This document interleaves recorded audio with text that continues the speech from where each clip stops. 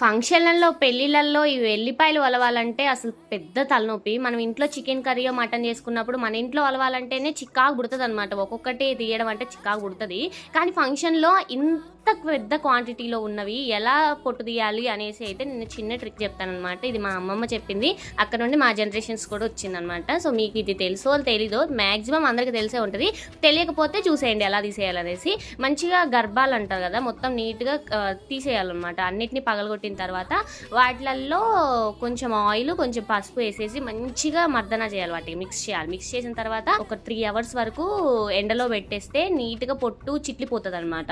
So అలా చిట్లిపోయిన దాన్ని మంచిగా ఒక బస్తా అయినా గూనె సంచి అయినా పర్లేదనమాట, అందులో వేసేసి రాయి కన్నా బండ కన్నా కింద నార్మల్గా కొట్టినా చాలు, పొట్టు ఈజీగా వచ్చేస్తుంది. ఇక దాన్ని చెరగడం అంటారు కదా, సో చెరిగితే నీట్గా వచ్చేస్తుంది. చూడండి ఎంత క్లీన్గా కనపడుతున్నాయి ఎల్లిపాయలన్నీ. మరి ఈ టిప్ మీకు ముందే తెలుసో లేదో తెలియదో కూడా కామెంట్ చేయండి.